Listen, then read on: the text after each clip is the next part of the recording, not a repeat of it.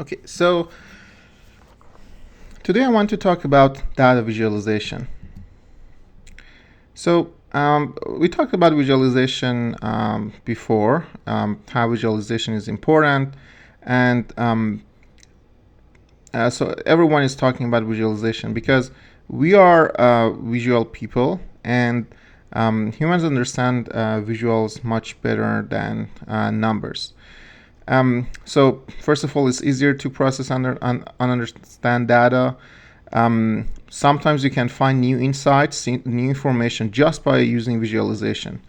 It's not easy to just look at the data and understand some key points and some relationships between the different data series, but that is possible with visualization.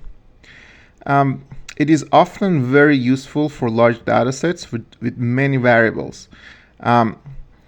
If you have thousands of variables, millions of records, almost there's no way for someone to go and look at the data line by line to understand what is the big picture, but visualization makes that very easy. And most importantly, it enables effective communication. If you want to effectively communicate with the stakeholders and business people, then visualization is one of your best way to achieve that. There are many tools you can use for visualization. They're growing each day. There are some open source tools like Python itself, R, Google Charts, D3JS. So these are some of the tools that you can use. There's draw.io, so for different purposes. But mainly if you have some data, one of your best options is to use Python or any tool that is very close to the language that you're using to create your model. If you're using Python or R, well, you can create your visualizations right there very easily. There are also commercial tools like Tableau, Power BI, Excel, SAS. These are used in most of the companies. Tableau is a popular choice. Power BI is also, Microsoft Power BI is another choice. You've seen Excel. You have Excel. A lot of companies already have Excel, so you can rely on that. If you want something interactive, you can create it there, and so on. And no matter what your choice of visualization is, it's your idea, it's your design, and it's your choice that creates a very good visualization. So the way that you think about visualizing data and the way you want to manage that will make a huge difference between a good and bad visualization. So a lot of times table information is difficult to interpret. If I give you this data and I tell you that this is 35 years of the new branches data, so what do you observe from this? What is the main message here? Why am I showing this data? So it's very difficult to look at this data and try to understand a pattern. That's why we can use visualization to create a better view that provides us the key message of a certain time series or data in a few seconds. So now when you look at this data, you will understand that this is the branches opened by year for two different banks. And this graphic provides the trend in number of branches opened per year. So when you look at this quickly, you can easily grasp that, well, both banks were opening branches, and maybe Superbank were opening more branches than Big Bank for most of the time, except for a few years. And both banks stopped creating new branches at the end of maybe 2006. So I provided all this information by just looking at this visualization in a matter of seconds. So visualization saves time, a lot of time, especially from people who do not have a lot of time, like CEOs, stakeholders, and so on. and everyone's time is valuable. So even if you want to show something to your friend, your teammate, it doesn't hurt. It wouldn't hurt to create a visualization instead of trying to tell them some data or tell them a story without any visualization.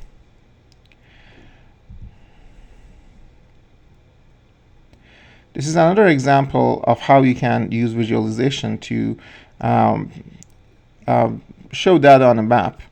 So if someone asks, okay, where did those people, those banks actually open those branches?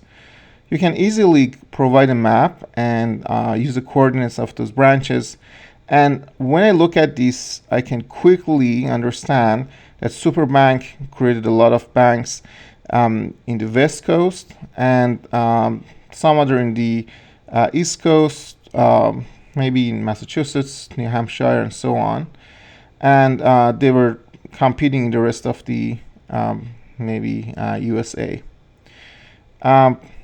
So this is something that you can grasp in a few seconds, but look at the number of branches. There's so many points here, hundreds and thousands of points here, but the key message is can be understood very clearly.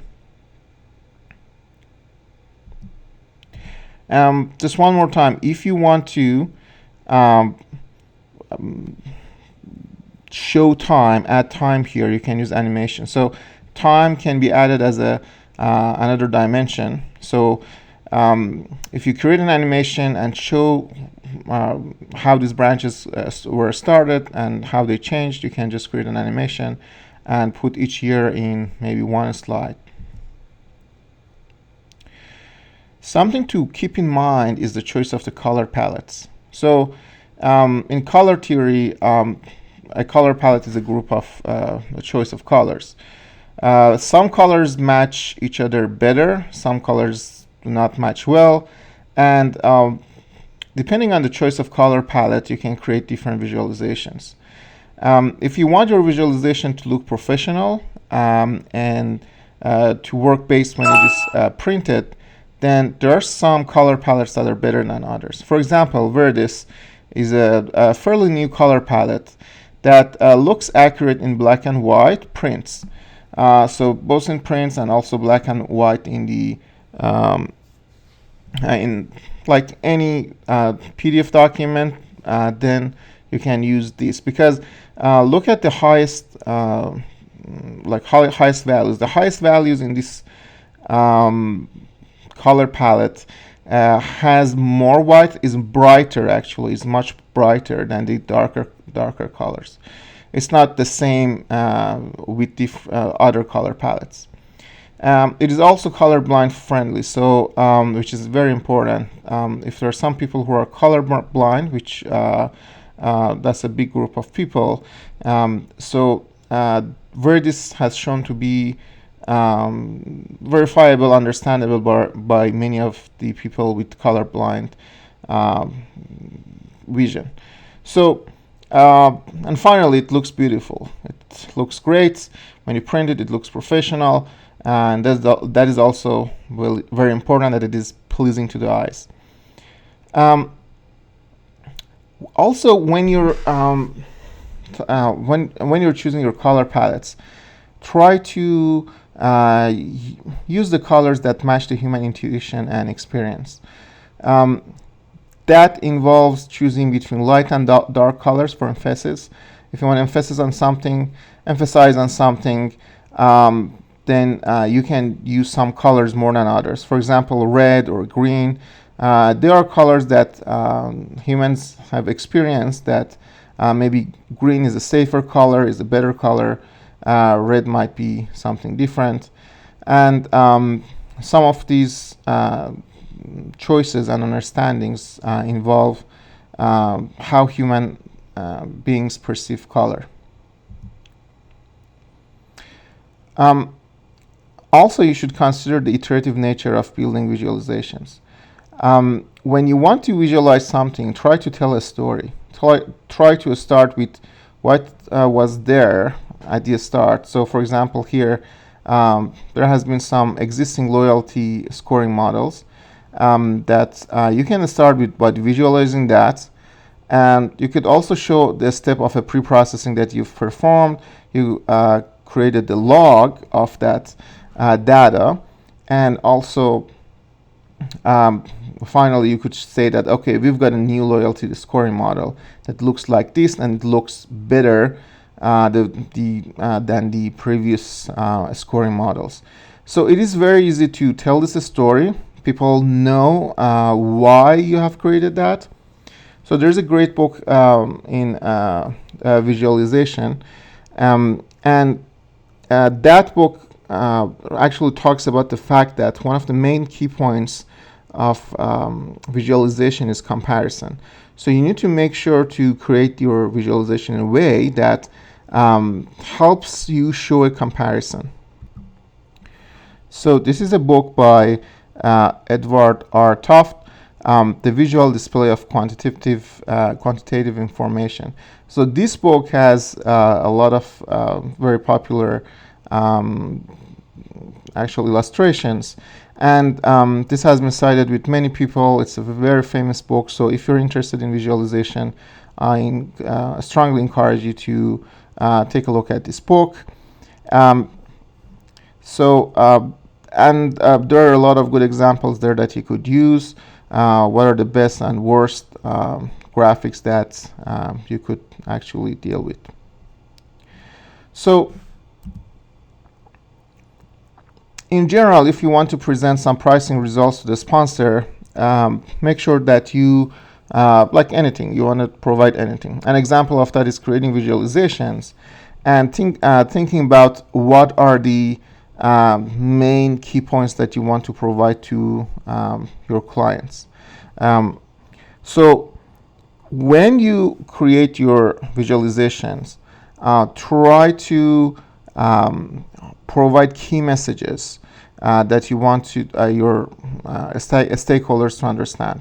So if you provide a visualization, you could also state that, well, I showed you this visualization, and what also the data showed us is that we could avoid, using the new approach that we have, we could avoid like $2 million in lost customer business. We could save $1 million in unnecessary mortgage promotions.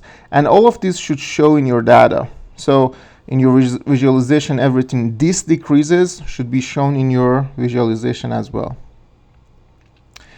So depending on the type of information, the information that you have, you may want to look for specific charts. There are more sophisticated charts other than the basic charts, but usually, like if you want to show some components, different components with different percentages, you could, like in any system, you could use a pie chart. If you have items rather than numbers, you can use a bar chart. You want to show how many numbers of each item you have, then you can use a bar chart. If you have a time series data, you can use a line chart. If you have frequency, you can use line charts or histograms if you have different buckets for that. If you want to show the correlation between two variables, you can use a scatter plot, or you can use side-by-side bar charts. So these are some of the choices that you have. So if you want to have some statistical data to be shown, you can use a box whisker plot as well. If I go to Excel, for example, you can quickly create, like have some data, random data here, and you can see that you can easily create some chart from that. How? Imagine I've created this data. I'll show you how I created that data right here. So if I have some month data, I could start with saying, okay, this is my January data, February, and March. And you could quickly just drag this down, and it can show, it automatically creates more months for you. So if we're talking about the number of coronavirus cases, new cases, So maybe we had like 100 in January and 1,000 in February, and now we have 50,000 in March, and then 100,000 maybe in April. If it stays the same, and it may start going down to 70,000, 80,000, so on. But you can, if you don't know what's going to happen, if you just want it to be continued, Excel can actually like use some linear regression and some internal methods to try to autofill your series. You could go ahead and click on that, and it creates some create the next values using a linear regression, if I'm not wrong, using a linear regression to determine what are the next values. So that part is not important. What is important for us is to visualize that. So I could quickly go ahead and try to visualize that. Even if you have a table like this, you can quickly select that and say format as table. And there are very quick ways to actually make your data look better. So you can see that very quickly I created a table that looks a little bit better than a very plain table.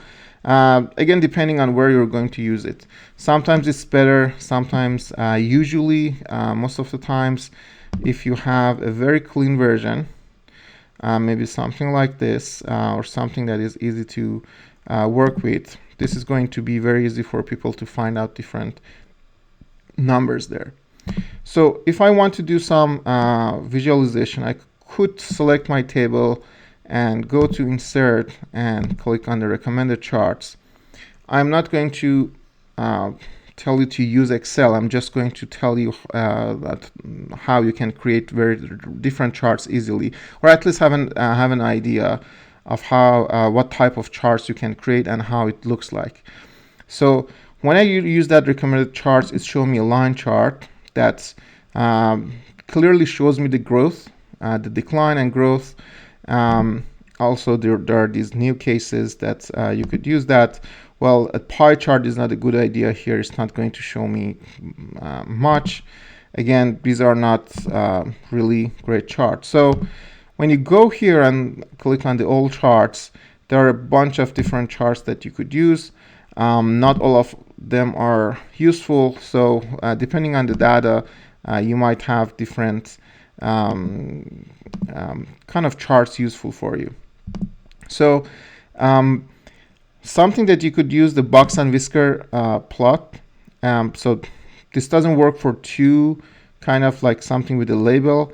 If I want to create some plots, create a plot for the statistical distribution of my cases, then you can go ahead here and click on the box and whisker, and you can see that it will create a distribution for you. So this is not something appropriate for this type of data here, but I just wanted to show you how you could create a box plot here that can talk about the distribution. So all in all, you can quickly have an idea of the different options that you have for your chart. So it's not hard to explore these, and you could get some great ideas by just looking at the different options that you have. And when you're sure about what you want to use, you can use another software and just create them. One final thing about the color palettes, I just quickly want to see if you have that option here. Yeah, color palette is something like this. You can see here that we do not have infinite colors, and these colors are not really very bold colors. These colors were chosen by some designers. So these colors usually look good together as well. So usually this is something that sometimes you can trust other experts, on the choice of colors and what colors work best. Make sure to consider the color palette that you use, especially in maybe that the color palette is very obvious in PowerPoint. If I am going to create some shapes, I want to have a diagram that I want to put my like in my slides that talks about the big picture of my project. Then I could go here and if you have, for example, this version is Office 365, the latest version that allows you to use some icons. But if you don't have these icons, there are a lot of free available icons online. So if I want to tell a story about maybe kind of a man or a woman, and also make sure that what you create is gender neutral. So you don't want to try to offend people. It should be inclusive. So because of that, well, if I go to people, okay, so you can use something here that represents people, one or two people, something like this. So you can say that these people, if these people are going to be the users of your software, then if I go to the icon, and then you can look for something that shows how your software is going to help them. If your software is going to show them analytics, you could go ahead and maybe use some database, some charts. If you're going to show them that, okay, you have a processing at the back end, then you can add some processing, or this icon that I like. If there's a search methodology in your project, you could use that. So this is also something that you could use. So you can try some of these icons. You may not have it with your current software, but I'm just giving you some ideas on how to create visualizations and use color palettes. So we're going to add some of these here. So those individuals are going to interact with your software. Your software, your solution, let me search for a computer or a screen, a web. So if they are going to use a web browser to use your software, you could create that here, and you could say that, well, these people are actually, you can use an arrow maybe.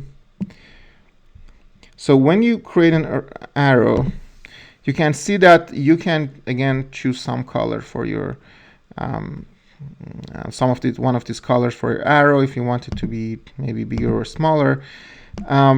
And if there's some processing happening at the backend and you have a database that you store all the data, and then there are some analytics that are provided from your software, then that is something that you could, for example, use.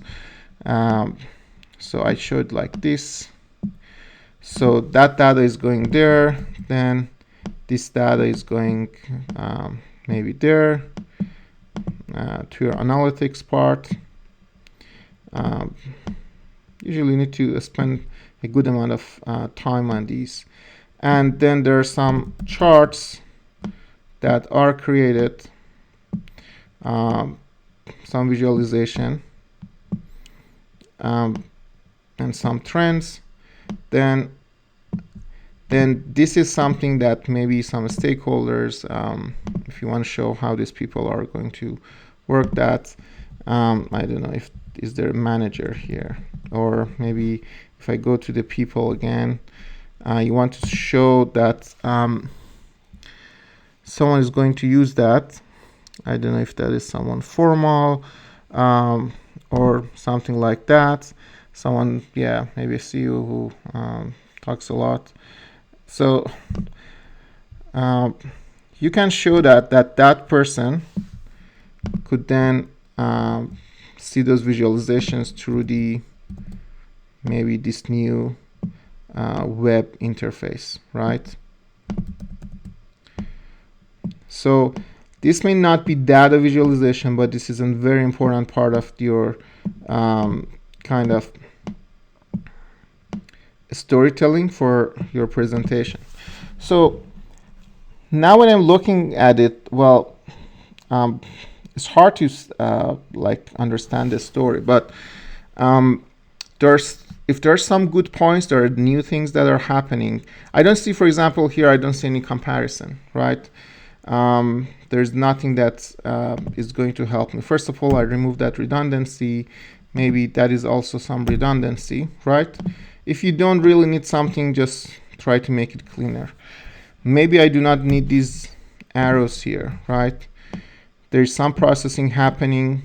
There are these charts, and this person is actually going to use that. So as you can see, I just removed a lot of those icons very easily, right? And I could really make it very clear, more understandable that what I'm talking about. Now, you can understand. You may, but maybe I should change this arrow here now, because I want to say that this is going to be sent to that user. But I also want a comparison. I want to say that, okay, there was something else that was used before, and we don't want to use that anymore. So if it was all manual, if I click on the business, maybe I could show some folders, right? So, and also, yeah, that's something that I could use. Maybe a folder, or maybe some manual documents. I'll see which one of them look the best. And if you want to, for example, you can use these icons to actually show some concepts. For example, if you want to show that it has been cumbersome before to send all this information and all this data, and it was kind of confusing, what you could do is you could maybe copy some of these documents and like maybe put them in that folder, something like that. Okay. Let me make it smaller.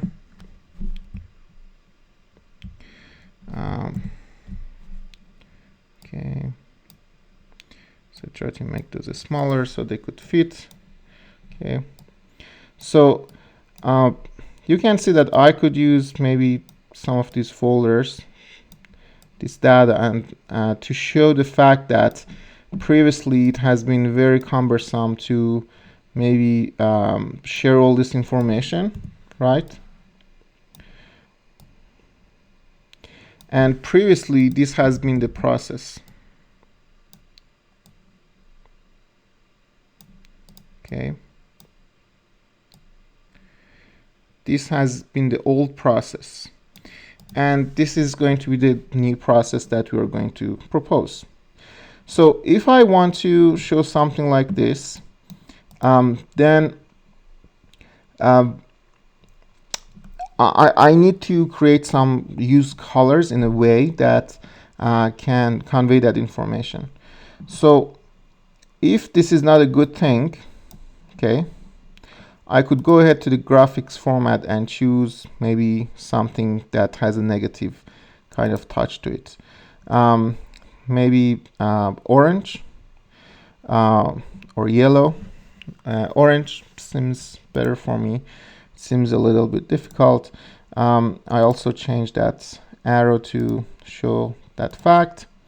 But if your new solution is much better now, you can choose another color, maybe like green, that tells that tells the user that, wow, it seems like this new process is good for everyone, right? And then you want to have some complicated, your solution is different from that process, and this is your solution. So maybe you can choose kind of a different color, something that you added, right? And these shapes, you could also maybe use the same color for this new process. So this guy here, guy or girl, well, they didn't have more icons there, but that person could be in one state maybe real happy, or in this state may look like happier now, right? And these guys could look like happier. So again, you can just stop using colors. This is, I guess, enough at this point. Even I could change this to just maybe some neutral elements. Okay, so very simple. I could show the fact that these people were sending these cumbersome documents, a lot of them, to that CEO, and now we have a better solution that we're using. So you'd better name your solution and put some information here. I could quickly go ahead and add a text box that talks about your solution. It is, I could call it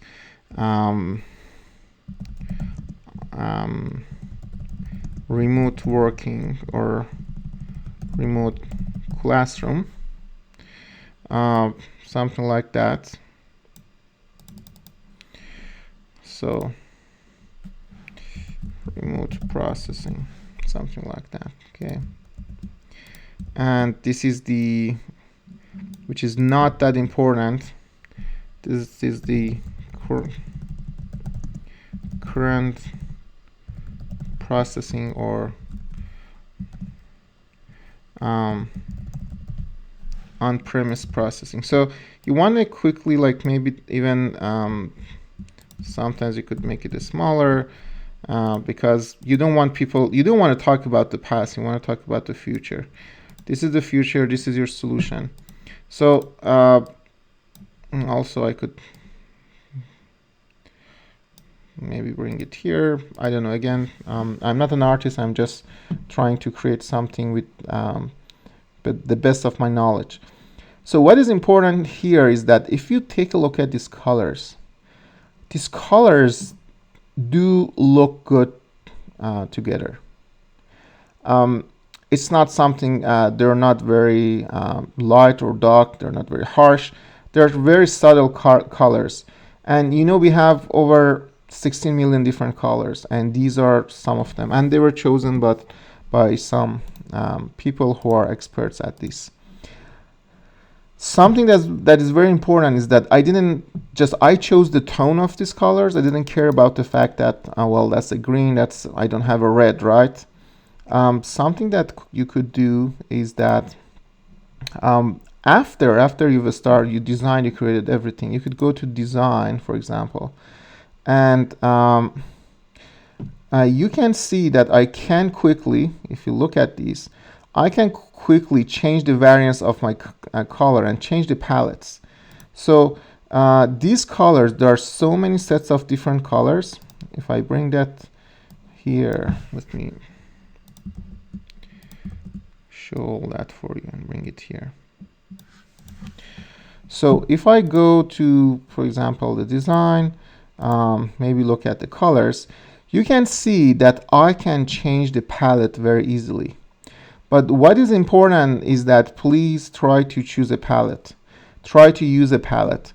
And I didn't need to go ahead and change those myself manually. Because I've used the colors that were already available there, I could choose some of them. If you are using a specific university's, for example, in University of Regina's color palette, you can go ahead and try to create that palette. There are some specific colors for that company that you may need to use. So it is very important to find those as well, because that is something that you should keep in mind. You cannot try to ask before that whether there's a specific color palette that you need to use. So again, if I want to use something like this, red orange, which does not convey the message that I was looking for, also this one, I want something maybe something close to what I created. But whatever you use, try to find a palette that works for you to try to convey the message. So This is something that I wanted to show you, how you could create a very high-level overview for your stakeholders, how to use color palettes, and so on. So Office, like any Office use, Google, kind of Google Slides, Google Charts, they all have some options for you to explore these. However, as you create your chart, make sure that you do not make it complicated. Your chart and graphic should be clean. It shouldn't be complicated. Don't put too much information in it. So look at this graph that I'm showing you here, what you have here, and try to answer these questions. What are the main message here? What is the author trying to emphasize? So what is wrong with this? First of all, if you look at these, there are a lot of unuseful information. Well, a visualization is not going to replace the need for a very accurate data evaluation. So this is usually like people take a small look at the visualization, usually, that's the fact. And if they want more, they can explore more and they can look at the data. So the fact that we are going to make these small points very visible is not going to help anyone. Or the grid that we have here, these are not going to help. So the horizontal grid lines that we have, the chunky data points, the overuse of emphasis colors. So we've got the very bad red. This is so red. This is so blue. It doesn't look good. It looks a little bit old as well. There is no context or labels. I don't know what these data is for. There's no title. And the access labels, these access labels are very crowded. So you want to avoid all these. Compared to that, look at these two. So this is the same visualization after some cleanup. So we cleaned up the access labels. And if we are focusing on the super bank, one of these two different banks that we're showing the data versus the other, you can clearly see that we could just use a color, like maybe green or any other color, to focus on that one and use a gray for the other one. There is no distraction. If I look at these, it clearly shows me the growth of Superbank branches. So I can focus on the green one very easily, and I can ignore the other one, the gray one. So you can make it even better and try to just show the difference in branch openings.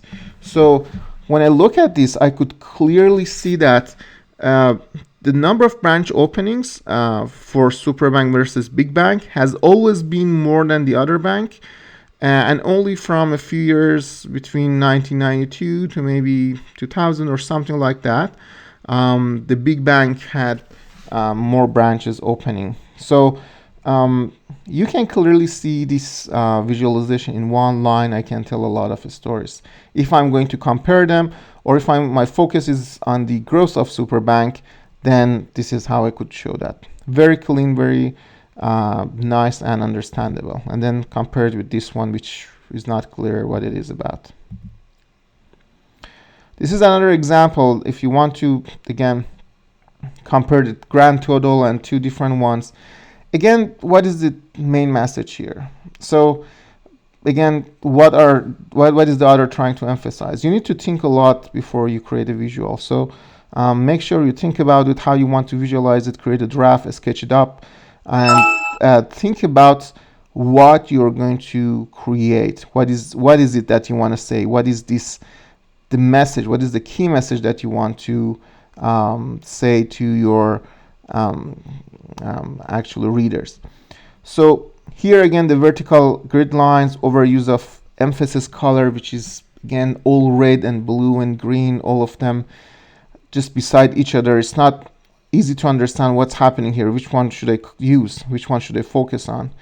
there's a legend at the right, like where you put the legend. So this, don't put the legend in a place that is going to use some of your data. On the right hand side, maybe another place is better. Labels are very small. You could make those better. So these are the changes that you can make. And again, that picture after cleanup can look like this. So you don't need to have the total here. If you want to compare them using a bar chart, you can say that, okay, this is a super bank and this is a big bank, and this has been the different number of branches. And if you want to put a grand total of the branches of these two banks together, then you can use a chart like this. And you can see that we have used kind of two colors, and then there's a grand total there, which is very dark. And my focus automatically goes to this darker blue here. And I can see that all of these branches and the grand total, of course, had a very sharp drop in 2006. So it is very clear. That's the message. The message of this graph is that 2006, all the branches, all the banks started to close. All these stop opening their branches. So we are going to have something like this for March, I guess 2020. A lot of different businesses stopped because of the coronavirus in that month. So if that's the message that you want to mention, then use that. And don't use 3D charts. Don't try to make things fancy. They're available. You can use them, but don't use them. Only because regular simple charts are very easy to understand. They're simple. They focus on the data, not the graphics. You want to create something fancy? Well, you can. A lot of gamers may like that. A lot of people who are very interested in those things may like that. However, if you want to emphasis on the data, if you want to focus on the data and try to send a message, then you need to have very easy and understandable graphs. I want to show you an example. If you search for coronavirus, for example, one of the first websites that come up is this worldometer.info coronavirus. So when I click on this, so let's go back. I want to show you how I search for coronavirus, and this is one of the first websites. It wasn't the first one, but it is so good. It is so easy to read and understand that, well, this is actually, these are these ads. I don't know, it's still showing ads. Anyways, so it tells me very clearly, without any distractions except those ads, that, yeah, I could remove that, that these are the coronavirus cases. If I want to view them by country, that's the case. This is the number of deaths.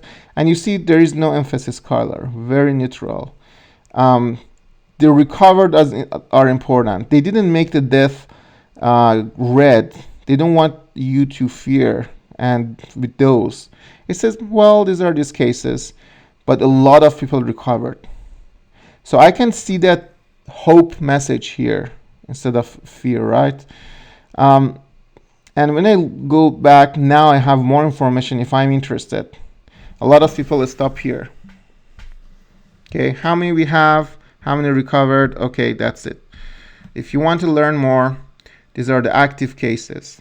So there are a number of cases, closed cases. But I want to know, I want to understand, well, it's hard to understand here. I could click on show graph, and then it shows me that on the time, so the number of active cases that we had. So what about closed cases versus recovered? So it quickly showed me two charts. So these are the recovery rates. Look at the color, the color that was used. Even the two colors, look at those two colors. It's very similar to the two colors that we kind of have used here, like kind of an orange and a green, maybe a little bit lighter green. These are serious or critical, that's red. And these two here, you you can see that it seems like the recovery rate went up to some point, and then it started to go down again, and the death rate went down and then is starting to rise again. So very quickly, very easy to understand, very quick, very quickly to use. So here, I love these charts. These are the charts of the total cases and total deaths.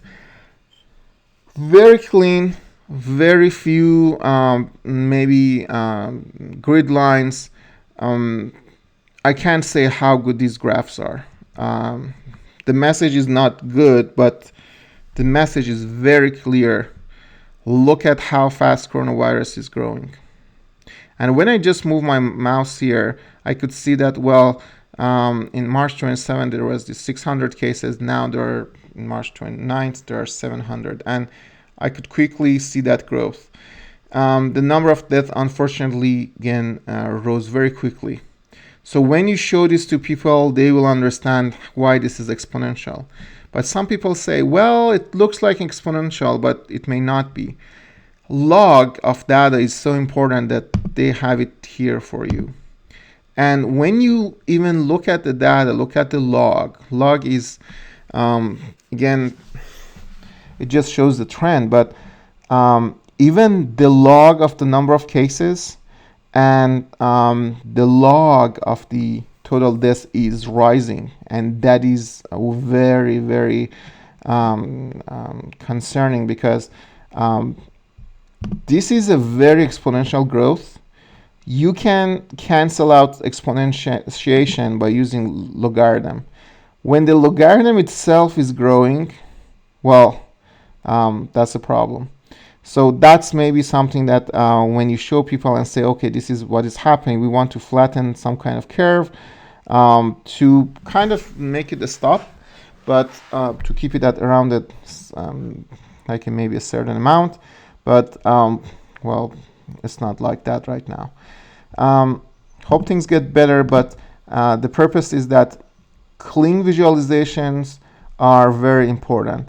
And if someone is interested in more, they can just click on some of these. Also, this table, if there's a new death, new cases for USA, all these places, very clearly I can see these emphasis, like there's a very subtle use of emphasis colors. This red is new cases in those countries. And well, it's very quick. Even all this information is so quick to grasp that you could just, this is already sorted. So I'm just telling you to try to think about the people who are going to use your visualizations. Do they understand it clearly? Is it easy for them to understand? And so make sure that you consider all those. So all in all, the tips for building effective data visualizations is that first, try to remove the distractions. Like try to minimize the junk that you use, the chart junk that you actually put in there. Don't put any more information. It doesn't going to show how talented you are, how technical you are. Usually less is more in visualization. Try to use as few elements to talk about as many data points as you can. So the data ink ratio is important to consider how much you're going to use that. Try to use kind of less ink to show more data. And choose the simplest, clearest visual for the situation. If there's a easier, simpler way to use that. Try to focus to illustrate your points. What is the point? What are the key messages? They should reinforce your key messages. They should tell the same story as you are telling. If you want to say that, well, my project is going to improve something, so show that with data. If your project and your model didn't perform very well, it performed well on some point, on some types of data, it didn't perform on others very well. Try to use charts to tell that message in one simple graphic. Sometimes it takes days to create one great visualization. But when you do that, then you can quickly create new ones. Also use color deliberately. Don't just use any colors and just put them in there. Try to emphasize, like use emphasis colors just only when you need them. And then there are some standard colors or neutral colors. Focus on the contrast. Look at the contrast here. Like I can't unsee these two red cells here, and these after that I'm going to look at them. I go there and I want to understand. That's the emphasis color. That is how you actually use contrast to say that, well, look at this one. This is something new. This is the important thing. And usually less is more. Don't make everywhere red. Don't, if you have if you want to say that your model performed better, just bold that accuracy percentage of your model. Don't put it in a lot of different things or flowers. Please don't add flowers. Don't put a lot of different things there. It's not going to make your project look fancier. It's going to distract people. Don't try to say like use a lot of details, or don't use background colors. Like white is a very good color, you know. Look at this slide right now. It has the maximum brightness possible. And maximum, sorry, the contrast, maximum contrast here. We've got the white and black. That's a contrast. How different your colors are. That's the contrast between different colors. So if you want to focus on something, first of all, focus on the contrast. How much do you want it to be? Do you want it to be maximum? Do you want it to be very subtle? The contrast between these colors, the emphasis colors here, are very high. This is a little bit more subtle. There's the contrast between that green and the gray is again high. You can easily visibly see that.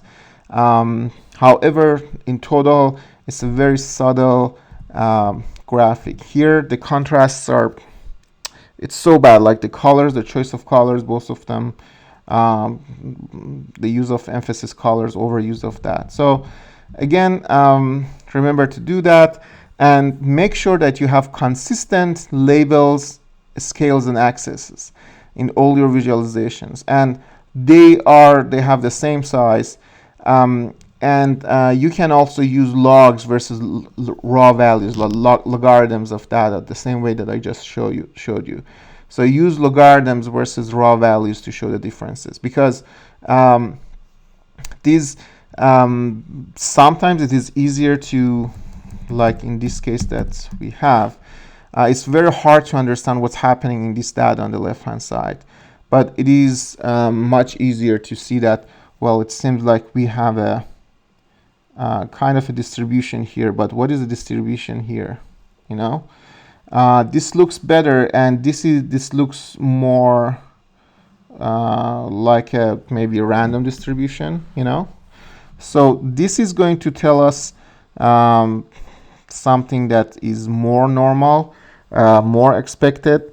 So that's why this new scoring model looks better.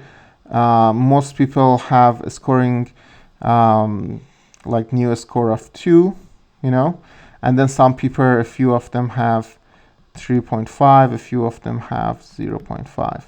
Here, most people have a user score of 0, and then we have some people with 35. That's a huge difference. Here, that difference is just maybe 3, with the people having most of that to be 2. So using the log distribution and trying to visualize them again is another point that you could actually use to show the differences between your data. So again, visualization is a very important factor to use, and you try to use it in your projects, try to use it properly. try to focus on it, work on it, try to see, use examples, try to see how people are actually use visualizations in their beautiful projects. Before we go, again, I want to show you an example of good visualization. Christopher Olah. This is not maybe a data visualization, but if you go to his blog, I think he's in Google Brains right now. So when he's, again, look at this blog, it's talking about visualization a little bit. When he talks about understanding LSTM, this page, I think, is one of the most cited pages about LSTM. A lot of people, when you want to read about LSTM, a lot of people use these graphics. He was an undergrad when he created this, and I think in University of Toronto, if I'm not wrong. But look at the how he uses all these colors. Very simple graphics, very beautiful. Like he wants to just convey one message. He has the same graphics here, an unrolled recurrent neural network that equals that, right? And then for the long dependencies problem, he says that look at these two and these two, that one. That message does not go there. And if it is longer, that message does not go to that one either. So he starts simple. He wants to talk about LSTM networks. He just hides everything. First says, okay, that is a cell, that is a cell, this is how it works. Okay, did you get that part?